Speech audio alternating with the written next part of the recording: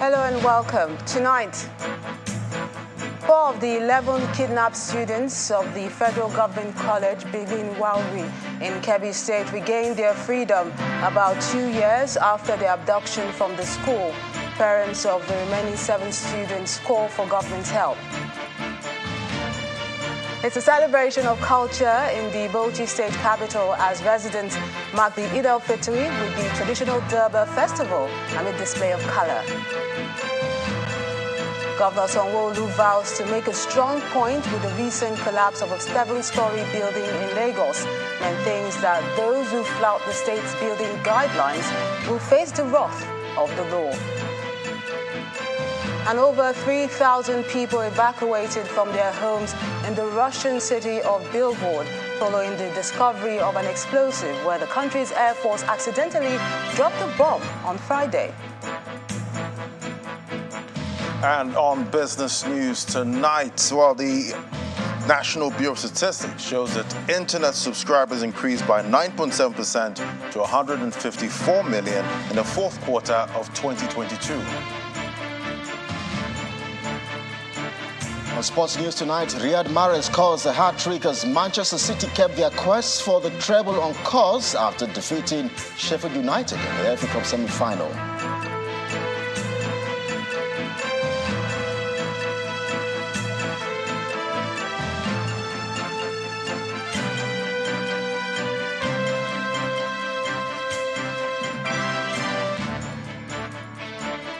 We begin in Kebbi State, where 4 of the remaining 11 schoolgirls abducted from the federal government college Birin Yauri 2 years ago have regained their freedom. The girls were said to have been released by notorious bandit leader Dogo Gide yesterday evening, according to the spokesperson for the parents of the abducted girls. Mr. Salim Kauje explained that it took 6 days of negotiations in the forest before 4 of the girls were released, leaving 7 more still in captivity, with 2 of the parents still in the forest trying to rescue their children. The girls were amongst the students and teachers abducted when the bandits attacked the federal government college Birin Yauri on June the 17th, 2021. While some of the abductees regained their freedom shortly after the abduction, 11 of the students remained in captivity. According to Mr. Kauje, the parents paid ransom to secure the release of the 4 girls, but did not disclose the amount. He said they sold their properties and organized a fundraising campaign that saw many Nigerians assist the parents financially while calling on the government and security agencies to help in the rescue of the remaining girls. The abduction of the school children has been ongoing in the northern part of the country, with bandits often demanding huge ransoms. In the spirit of the Eid al-Fitr celebration, it was all display of color and sound in Bauchi State today as the residents turned out in their numbers for the traditional Durban festival. Governor Bala Mohammed was one of those who graced the occasion and stressed the significance of the traditional institution, stating that they still have a very crucial role to play in promoting peace in modern times. This is a culture that has been preserved and passed on from generation to generation.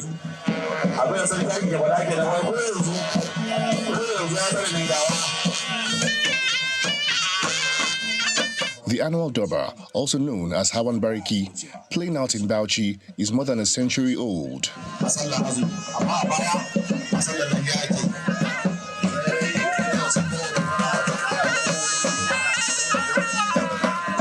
More than 40 district heads and traditional title holders in the Bauchi Emirate are leading processions to pay homage to the governor of Bauchi State. It is a mark of honor.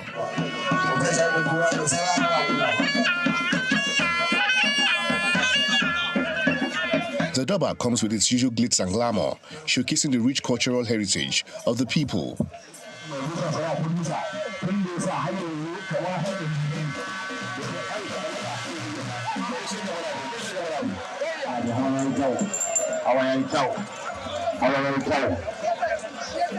The procession is quite symbolic.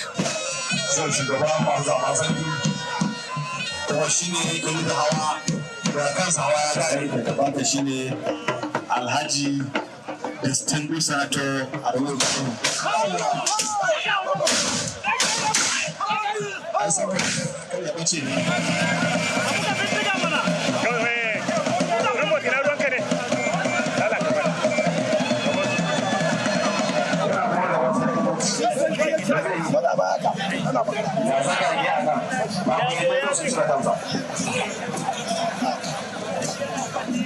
The participants are also eager to display gallantry and elegance. This is one of the best cultures in the north, always celebrating the best parts of our heritage, and we always continue to celebrate it, and we hope to pass it to our own children.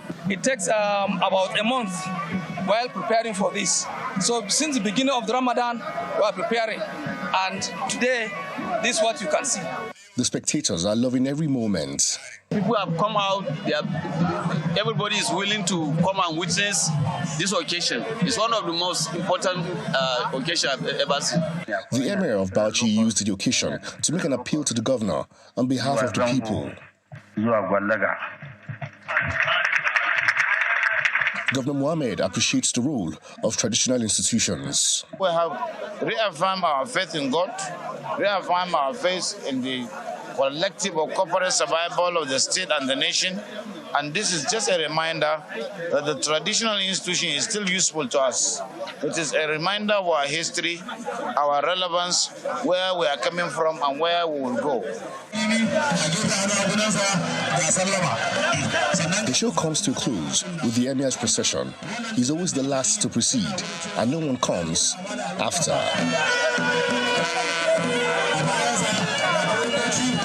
From that colorful event to a charitable one, the donation of food, also known as Zakatul Fitri, which is one of the obligations that must be fulfilled for a fasting Muslim at the end of the month of Ramadan and just before the Eid prayer. Some Muslims were able to fulfill this mandatory ritual during this year's Salah.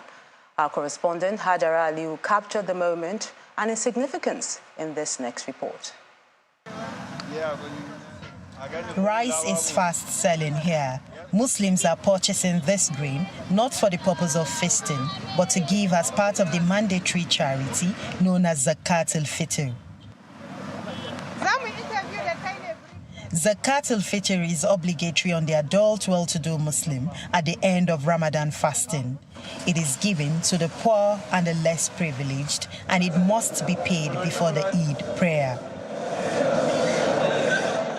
Yusuf feels privileged to fulfill this right on behalf of himself and 5 dependents. There's a particular person I was told about how difficult life has been for him. He lives in Wuntin Dada, so I'm heading there now. I don't know where he is, but somebody is taking me to him so that to give him, so that him too will have the sense of belonging in Islam, so that he will celebrate his Salah with joy and happiness. The Almighty Allah is a leveler. The act of fasting itself brings you to reality that you must feel what the needy are feeling.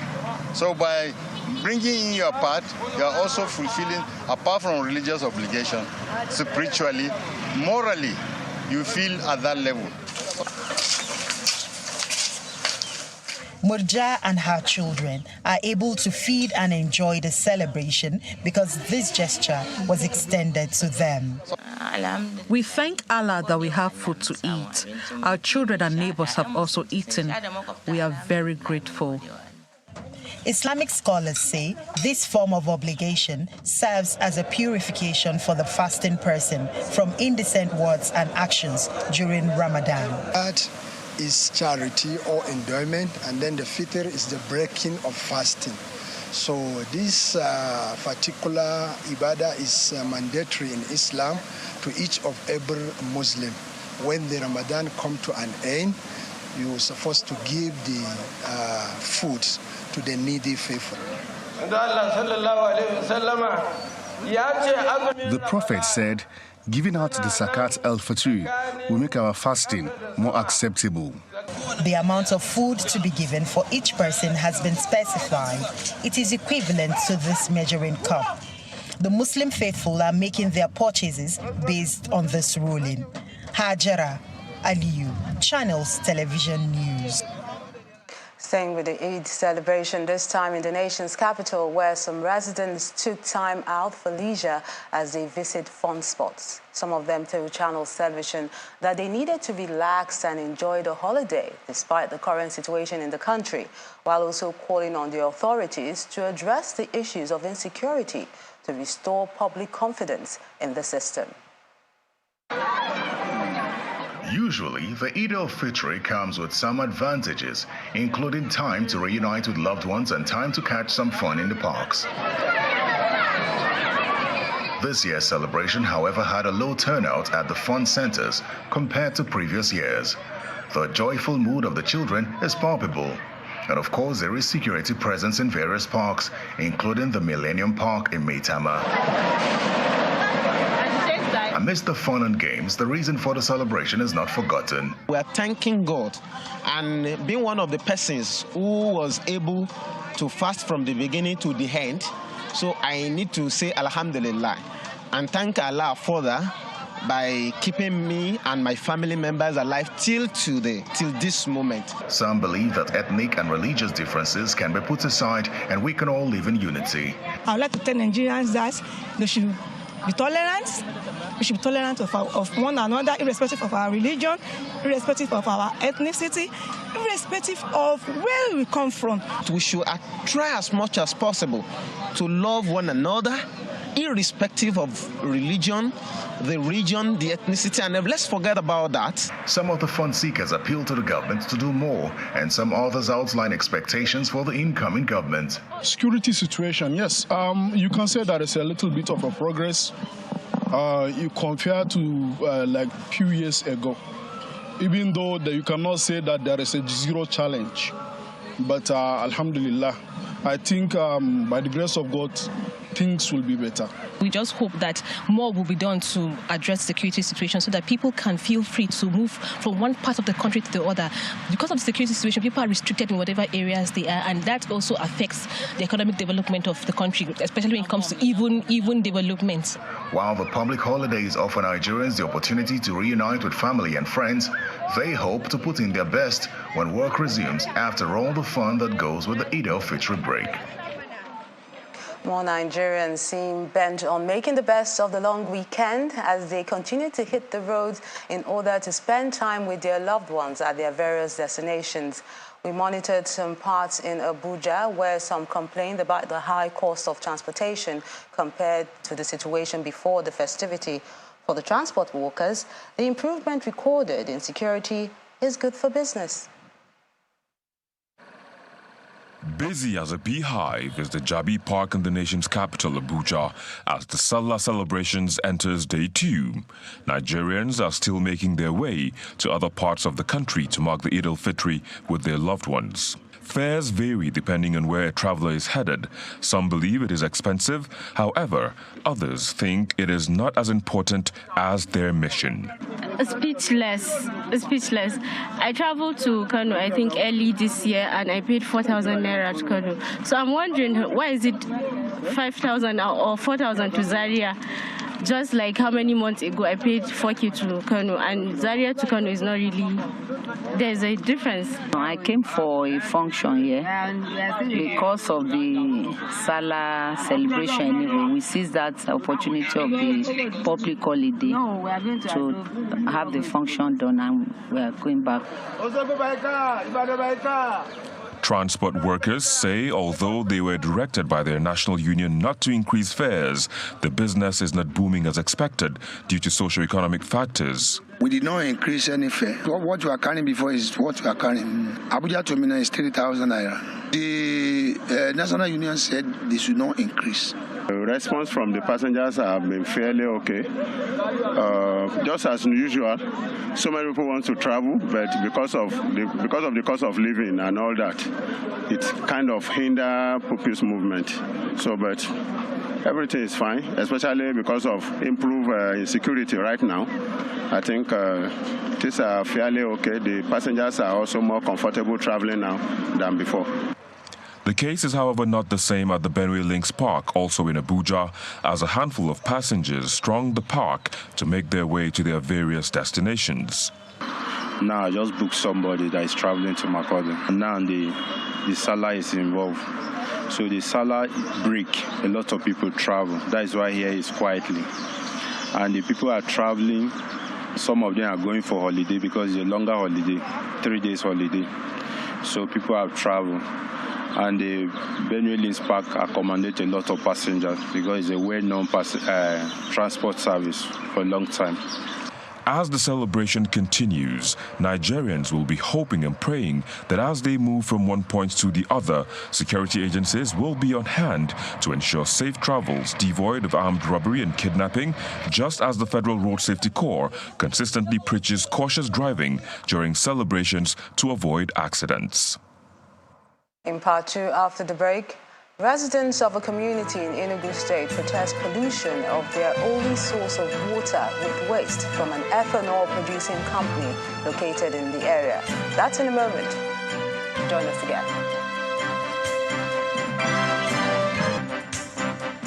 If you just joined us, you're watching the news at 10 live from Channels Television Lagos. A reminder of our main stories.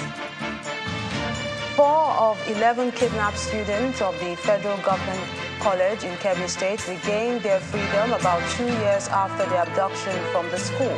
Parents of the 7 remaining students call for government's help. It's a celebration of culture in the Bauchi State capital as residents mark the Eid al-Fitr with the traditional Durban festival amid display of color. Governor Sanwo-Olu vows to make a strong point with the recent collapse of a 7-story building in Lagos, maintains that those who flout the state building guidelines will face the wrath of the law. And over 3,000 people evacuated from their homes in the Russian city of Belgorod following the discovery of an explosive where the country's Air Force accidentally dropped a bomb on Friday.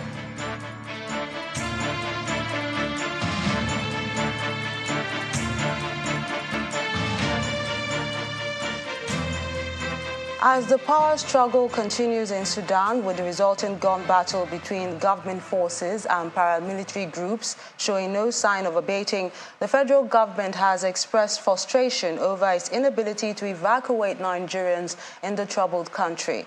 According to the chairman, Nigerians in Diaspora Commission, NIDCOM, Mrs. Abike Dabiri Erowa, efforts have been put in place by the National Emergency Management Agency, NEMA, and the Nigerian mission in Sudan to effect the evacuation.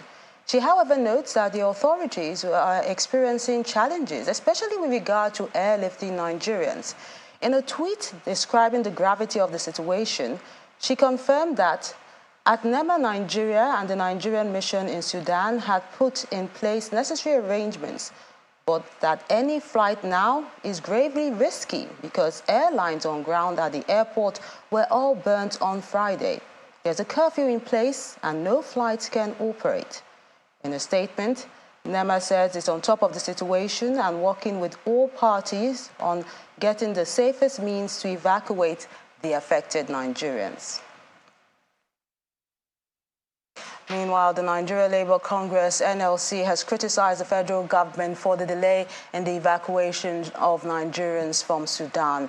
In a statement by its president, Mr. Joe Ajero, the union says no Nigerian must be allowed to die in Sudan because of what he described as negligence on the part of the government. The NLC also described as unacceptable the government's excuse that attempting to evacuate citizens through the airport is risky. It also suggests that the government work out an arrangement with the international community to create a safe haven for all Nigerians in Sudan. Governor Babajide Sanwo-Olu has restated his administration's resolve to ensure that anyone found guilty of flouting the Lagos State building guidelines will face the wrath of the law.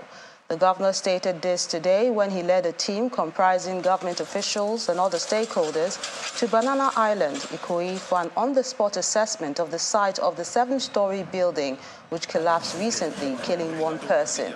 He also said that unapproved construction in the area has been extended to the water by some developers in disregard to guidelines, adding that investigation is still ongoing to ascertain what went wrong with the collapsed structure which was under construction. You've all seen the extent of what I would call unapproved extension into the water at the back of each of the land that is abutting the water. And we have responsibility for building approvals and the rest of it. And from what I've been told, all of the 4 buildings at the back, they never even applied for approvals. So the illegality is real. And so that's why we're going around other properties in Banana. The excuses have been given that they don't have access and the rest of it. It's not acceptable. This is a total recklessness of all of the developers, and we will make a strong point out of this place and all around Banana and in other developments that we'll have. And the officers that we also found culpable will similarly be sanctioned, if any. But what we're doing right now is set up a small external committee, a 7-man committee, who we've given them 2 weeks to independently also ascertain, what has gone wrong here. And so they should finish their work by maybe towards the end of next week or thereafter. And so this will also further strengthen our hand, to be able to come up with a robust, work plan that we can, enforce going forward. On all of these places, it's heartbroken each time we have to go through this, and it shows sometimes how irresponsible, both developers, some of our citizens that just want to make quick money, and of course our own officers who are also not alive to their responsibility. In Enugu State, residents of Nome Unaize have asked the state government to address the constant pollution of their only source of water with waste from an ethanol-producing company near the community. They made this demand as they staged a peaceful protest to the company, seeking an immediate halting of production activities until the issue is resolved permanently.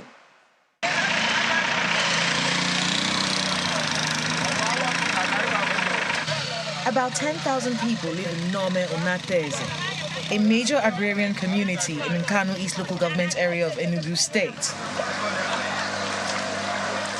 The people here are known for the production of palm oil, livestock, farming, fishery, and other agricultural produce.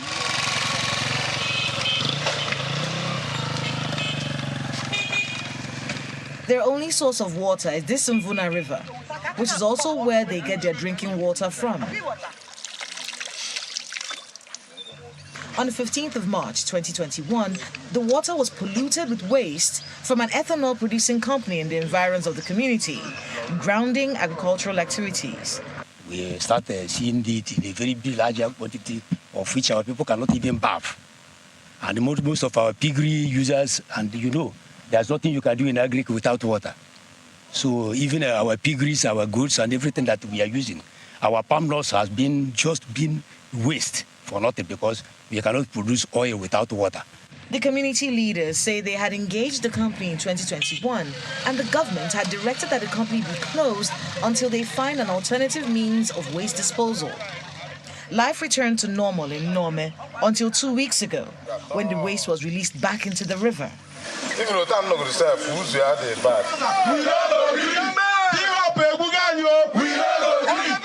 This act is why the people are protesting in front of the company gate, asking for government intervention for the company to stop production activities.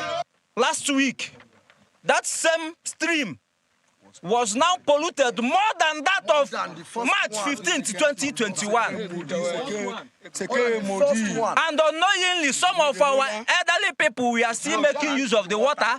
Children, we are still making use of the water. That the health implication now is very dangerous. Some of them are in the hospital. The short-term intervention is that government should do with immediate effect what they can do to send palliatives by way of water.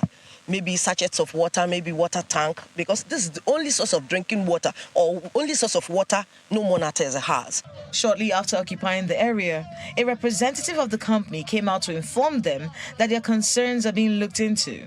With what he has said, we try and communicate all these things back to the chairman, the management. They disperse, waiting for the government to provide them with immediate succor as they can no longer survive without water. The issues of human trafficking and the plight of refugees. The United Nations High Commissioner for Refugees and the National Agency for Prohibition of Trafficking in Persons and Other Related Matters, NATIP, as well as other sister agencies, have continued to raise concerns on the menace, maintaining that there is need for concerted efforts to check the growing trend. They addressed these issues in Ijebu-Ode, Ogun State, during a movie premiere which seeks to enlighten individuals on the dangers of irregular migration. They called for a change, more awareness for potential victims, necessary tools and assistance that can help survivors get back on track.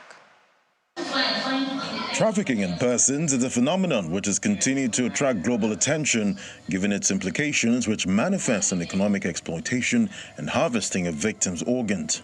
As alarming as the trend is globally, Nigeria is ranked very high both in the world and Africa among countries that are worst affected. So targeting children, refugees and other vulnerable persons of the society, the premiere of The Dangerous Hope is highly instructive, as it aims to educate people on dangers of irregular migration as a key target of traffickers as a result of victims' desperation to achieve better livelihood. Migration is about human being. We migrate from one place to the other, but let's do it regularly. They should not travel without their proper documents in place. And to parents, we always encourage them to be mindful of what they say to the children. Some of them so much downgrade their children, telling them your mates are abroad, your mate make this and that. Some will even personally hand over their children to traffickers to be taken abroad. And on getting there is exploitation. Some will pass through sexual exploitation, child abuse, and all the rest. This law master degree student from Cameroon, who is now a refugee in Ogoja refugee camp in Cross River State, as a result of crisis in his home country, tells his own story. I came here as a result of the ongoing crisis in Cameroon. So coming here was not actually an easy task, because we have to trek very long distances, and we pass through forests, and we had a lot of experience that we can't actually say everything. Head of the Lagos Field Office of the United Nations High Commission for Refugees, Ephraim Kabura, emphasizes the need for adequate awareness for all to take proactive action towards tackling the menace. People, mainly vulnerable person, meaning internal displaced person, refugees, asylum seekers, returnees, and also other people who are at risk of statelessness. Those are vulnerable persons that we need to sensitize so that they can make an informed decision during, this irregular movement, irregular immigration that they are falling into. The consensus here is that the need to successfully fight this dangerous and inhumane phenomenon must be embraced by all. Staying in Ogun State, but this time our focus is on infrastructure development. Governor Dapo Abiodun is promising to scale up the development of critical infrastructure to ensure a new lease of life for communities where such are needed. He was speaking in Ugijo, Shagamu local government area of the state while inspecting the ongoing 1.5-kilometer hospital road construction in that area. The governor, however, asked the residents to take ownership of the project, which is expected to improve their well-being. The 1.5-kilometer hospital road in Ugijo area of Shagamu local government, awarded in 2022, is an arterial road connecting various communities. According to residents, the road has remained impassable for years, invariably affecting economic development and well-being of residents of the area. It appears respite may have come after all, as men and equipment have been mobilized to the site. Before now, the road is somehow bad, especially when it comes to rainy season like this. So to pass through is a very difficult thing.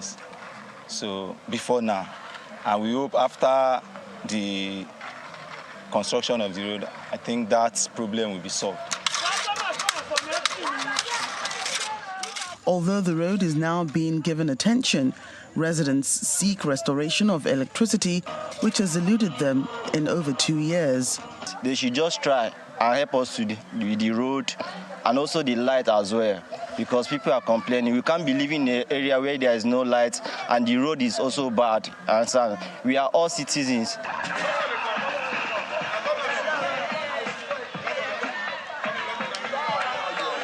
To get first-hand information on the progress of the project, Governor Dapo Abiodun is on ground and he's welcomed by enthusiastic residents.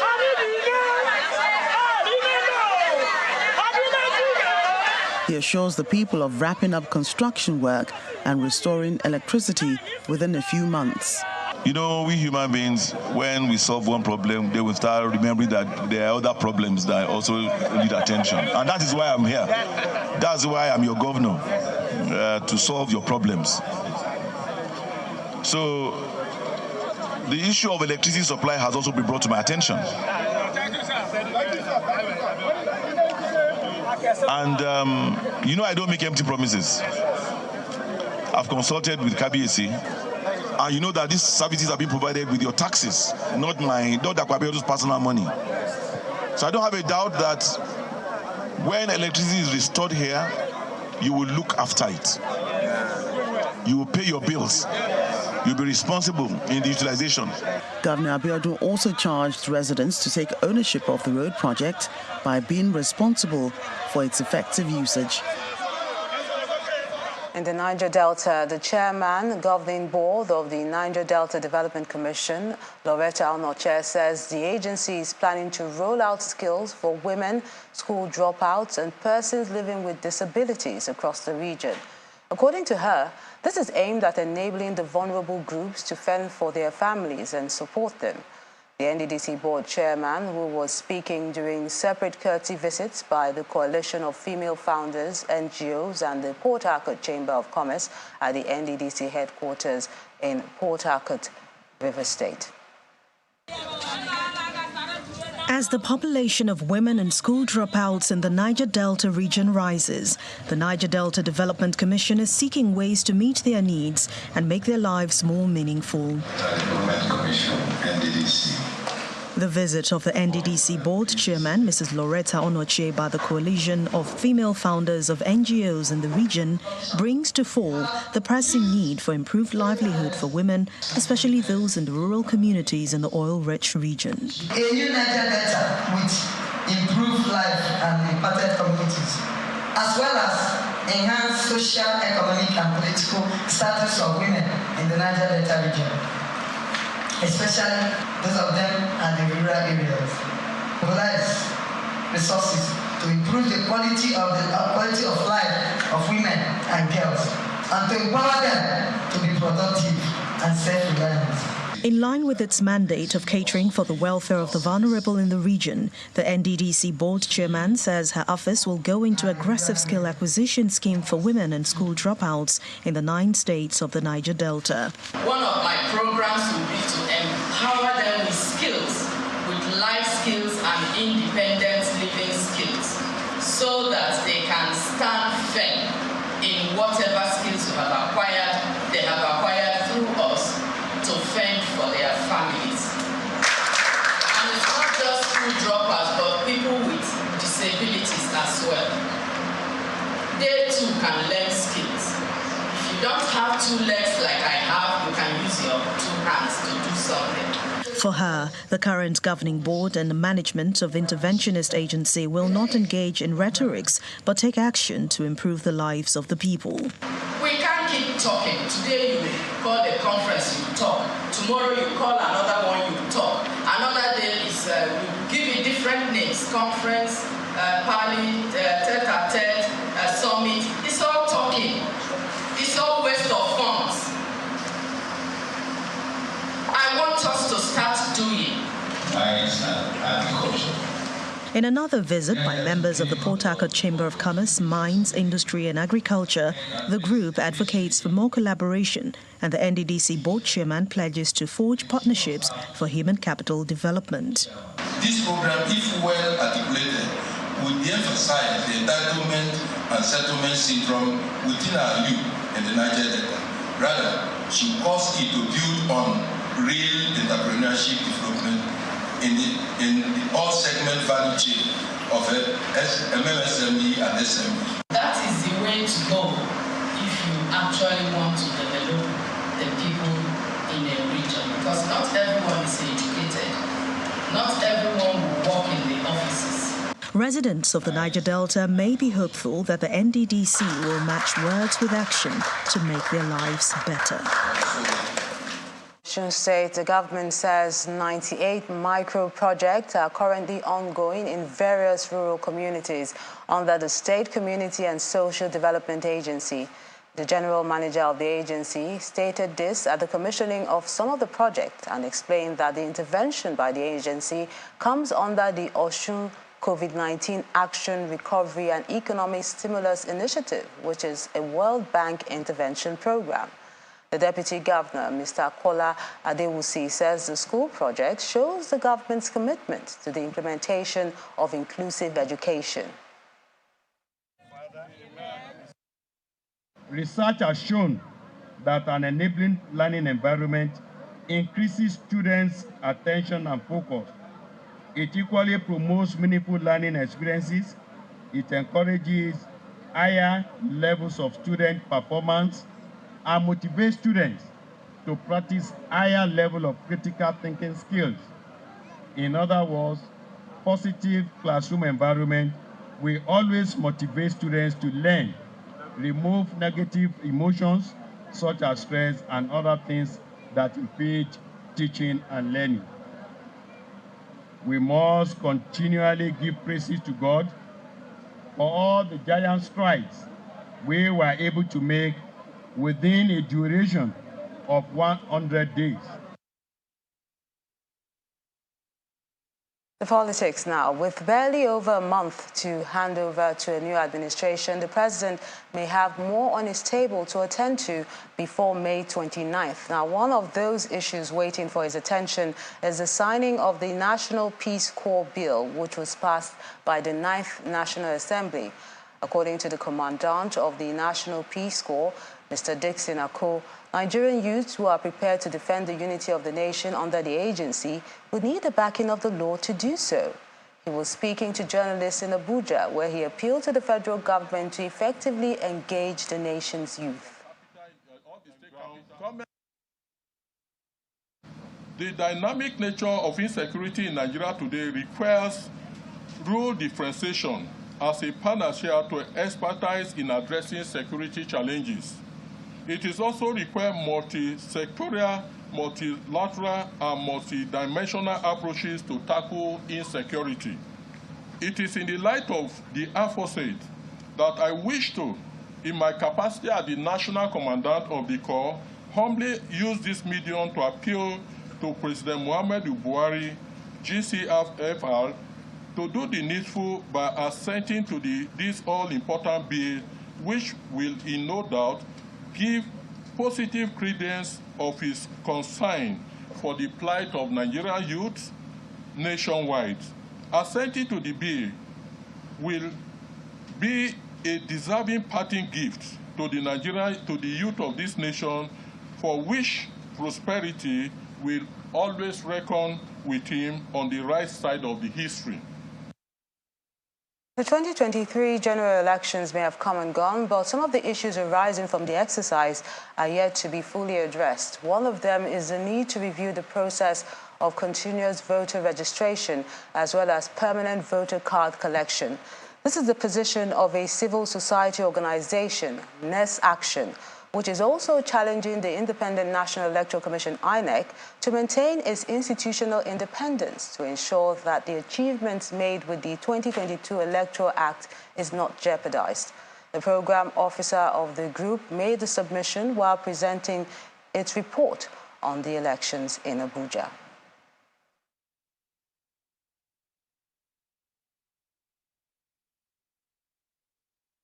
Now let's find out what's happening in the world of business. Laddie Williams is standing by.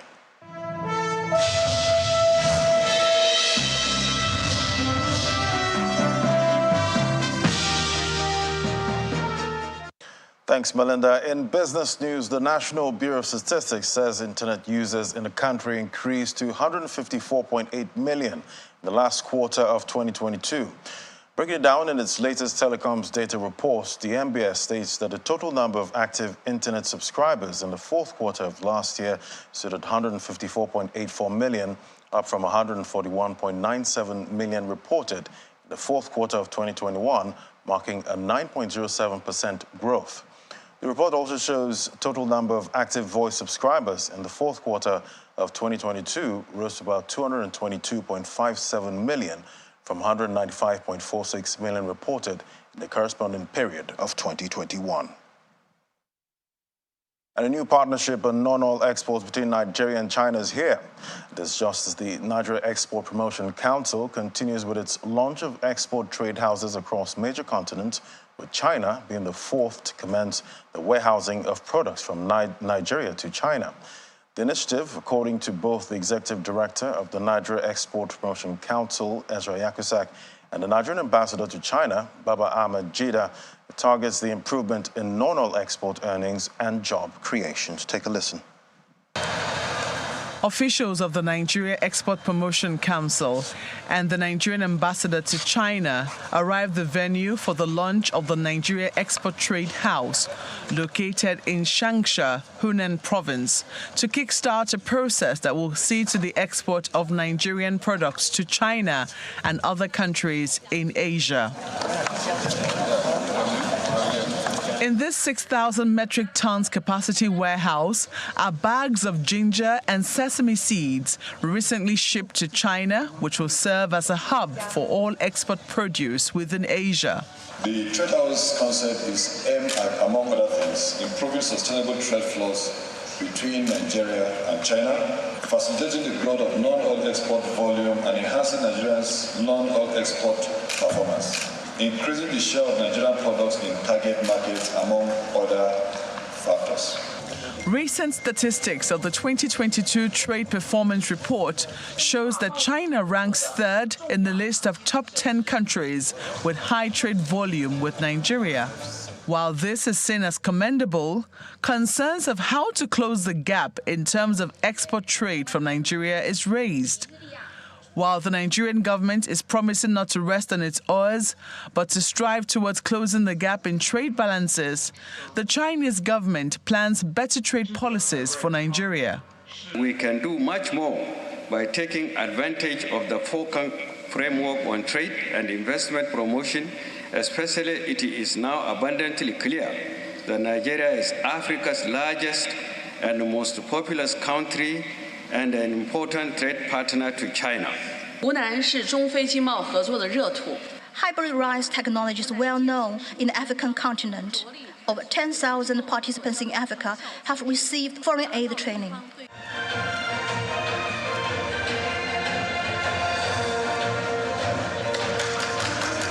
The launch of the Nigerian Export Trade House presents another opportunity for Nigerian exporters to grow their businesses, but there are areas where they want to rest.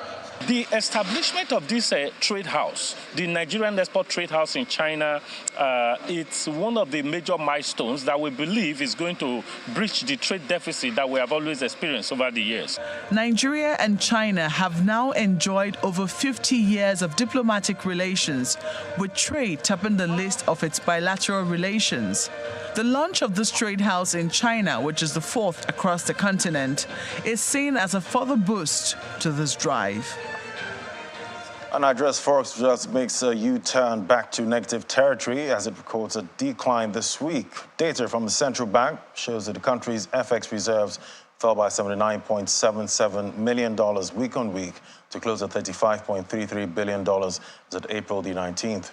Meanwhile, some analysts have attributed the continued depletion of the nation's foreign currency reserves to the persistent depreciation of the naira value at all segments of the dollar markets. And forex market trading activity at the FMDQ exchange ended mostly positive this week as the total turnover of transactions carried out at the FX spot, forwards and futures markets rose by 14.12% week on week to over $393 million. A further breakdown shows total value of transactions at the INE window rose by 10.12% to $393.85 million, while transactions at the FX derivatives market rose by 77.53% to $40.05 million. Also, the value of the naira saw some appreciation as it rose by 0.002%.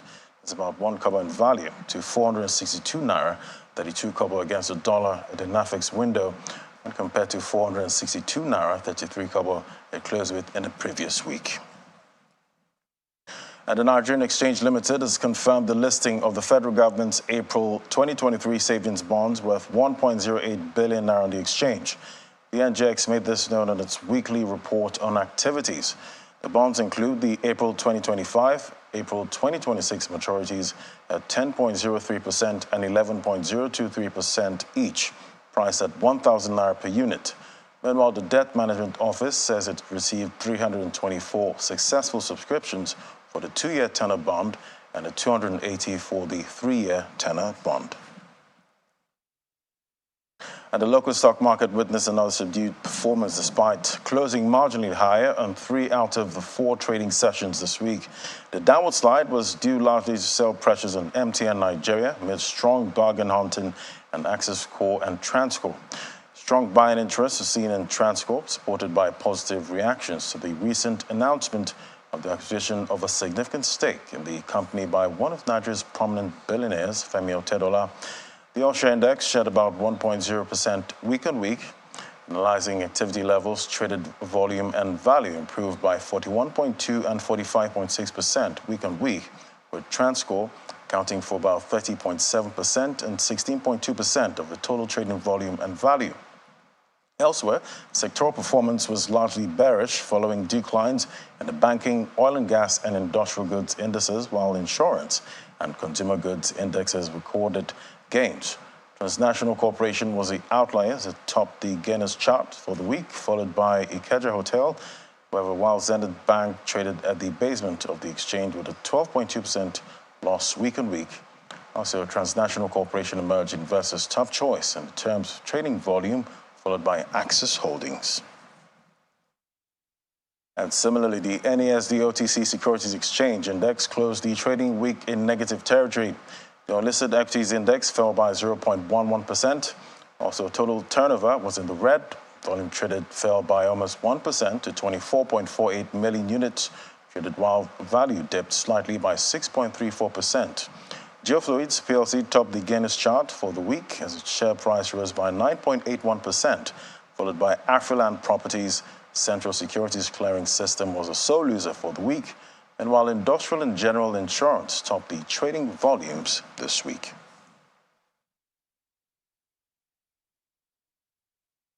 And that's it on Business News. Back to Melinda with the rest of the news at 10.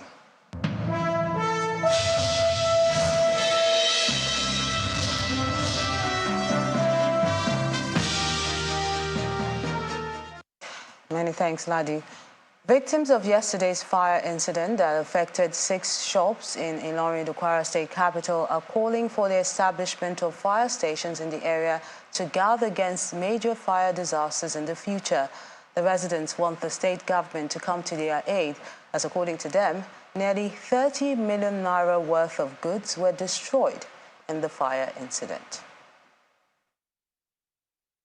Now let's find out what's happening in the world of sports. Kelly Egiga is standing by with details.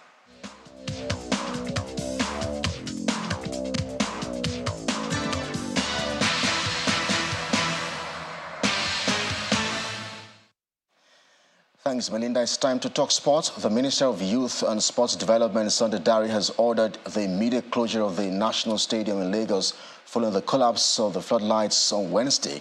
The minister says the decision was taken based on the advice of facility experts and in the interest of public safety, as proper assessment and necessary actions will be taken soon. He asked that concession process of the stadium will be expedited by the Infrastructure Concession Regulatory Commission towards a comprehensive rehabilitation and upgrade of the 51-year-old edifice. Built in 1972 to host the All-Africa Games, the National Stadium has suffered decay in spite of millions of naira spent on maintenance of the facility. In the English FA Cup, Riyad Mahrez has fired Manchester City into the FA Cup finals as the Algerians' hat-trick sealed a 3-0 win against Sheffield United at Wembley. Now, Mahrez shattered Sheffield United's resistance with a penalty late in the first half and completed his treble with 2 clinical finishes after the interval. Manchester City's opponents at the Wembley final on June 3rd will be the winners of Sunday's semi-final between Manchester United and Brighton. Pep Guardiola's side are back in the final for the first time since 2019 when they won the FA Cup for the only time in the Spaniards' reign. In the English Premier League, Diogo Jota has scored his second brace in as many games as Liverpool edged relegation, threatened Nottingham Forest 3-2 in a topsy-turvy classic at Anfield. Now, Douglas Luiz scored a late equaliser to rescue points for Aston Villa against Brentford. In other encounters, Leeds United hopes of avoiding relegation were dealt another blow as Fulham condemned Javi Garcia's side to a third successive defeat at Craven Cottage. Crystal Palace edged closer to survival with a goalless draw against Everton. Super Eagles forward Kelechi Iheanacho was on target as Leicester City boosted their survival chances after fighting back to beat Wolverhampton Wanderers 2-1. Away from football, in tennis, world number 1, Novak Djokovic has pulled out of the Madrid Masters, which starts on April 26. Now, Djokovic's withdrawal, believed to be related to an elbow problem he has been suffering from, is a blow to his preparations for the French Open next month. Neither Djokovic nor Rafael Nadal, joint record 22-time Grand Slam champions, will take part in Madrid, a key part of the preparations for the Roland Garros. The Serb has missed tournaments earlier this year at Indian Wells and Miami over his refusal to get a COVID-19 vaccination. And Carlos Alcaraz's perfect week continues at the Barcelona Open after the top-seeded Spaniard eased past Daniel Evans 6-2, 6-2 after 81 minutes to reach the final. Alcaraz is bidding to become the first repeat champion since Rafael Nadal lifted the trophy 3 years in a row from 2016 to 2018. The 19-year-old will take on Greece's Stefanos Tsitsipas as he chases his third tour-level title of 2023.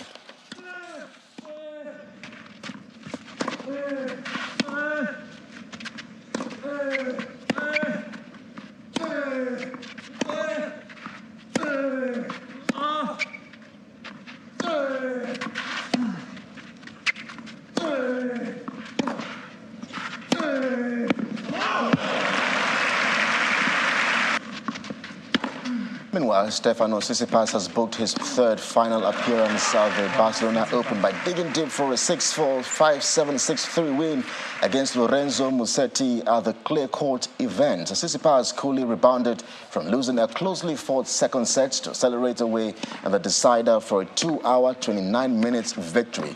Tsitsipas's most destructive weapons, his serve and forehand, were particularly instrumental as they improved his perfect record against Musetti. And that's Sports News Tonight. Thanks indeed for watching. I am Kelly Egiga. It's back to Melinda.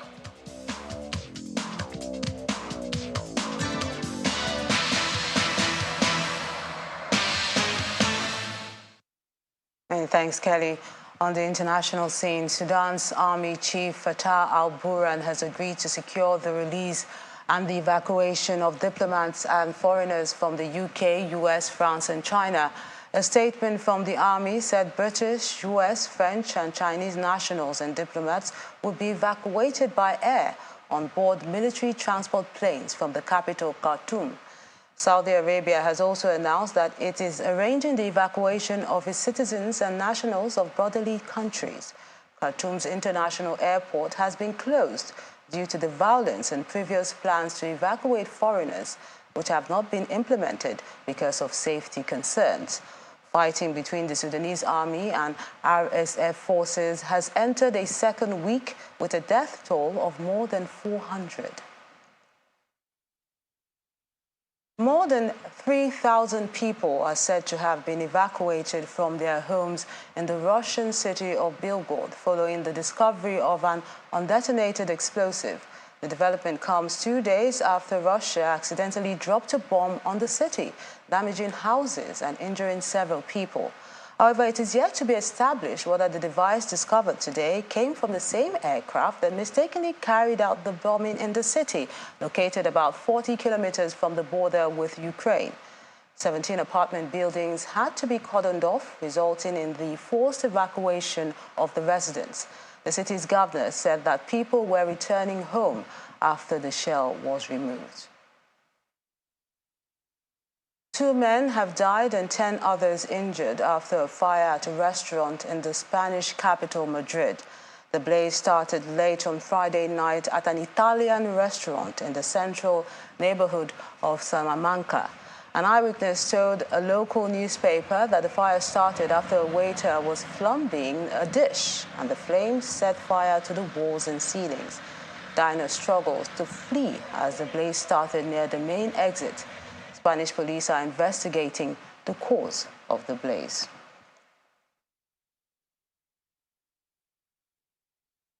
And the main news again.